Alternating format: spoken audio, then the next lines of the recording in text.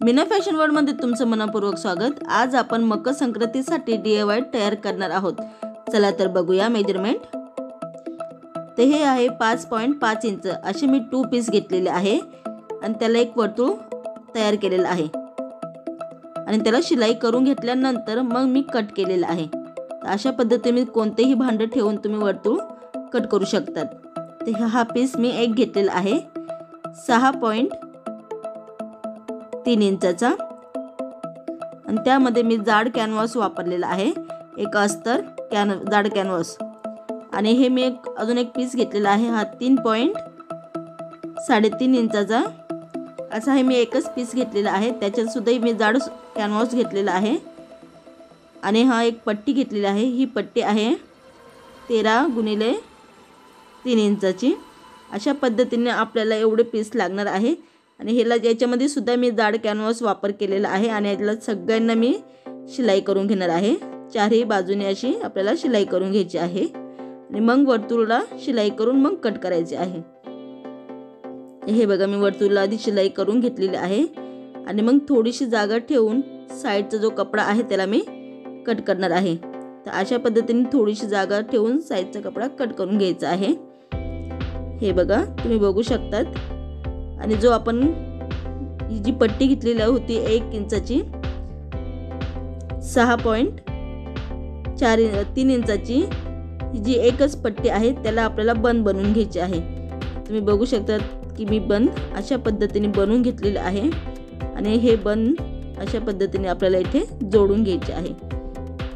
तर हे बघा आपला हा एक वर्तुळाशी हे बंद जोडायचे आहे। अशा पद्धतीने आपला हा बंद जोडून झालेला आहे।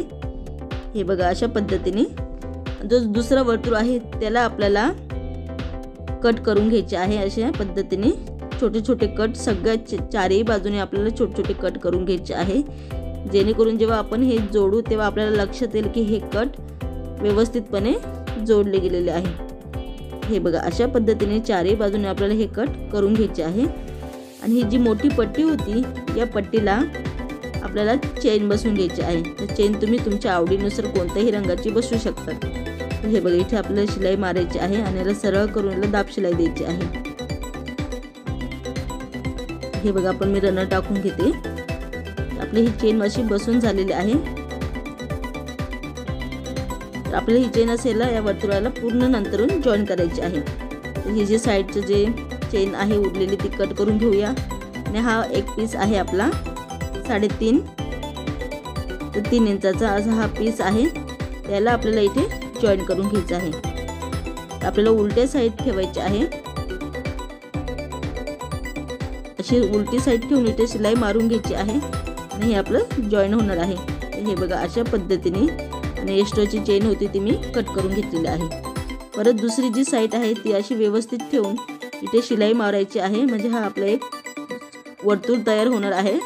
अशा पद्धतीने हे बघा मी जॉईन करून घेतल्यानंतर की वर्तुळ आपला असा तयार झालेला आहे।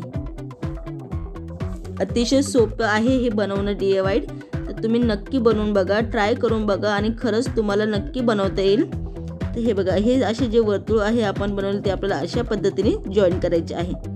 आता हे आपण सरळ करून घेऊया,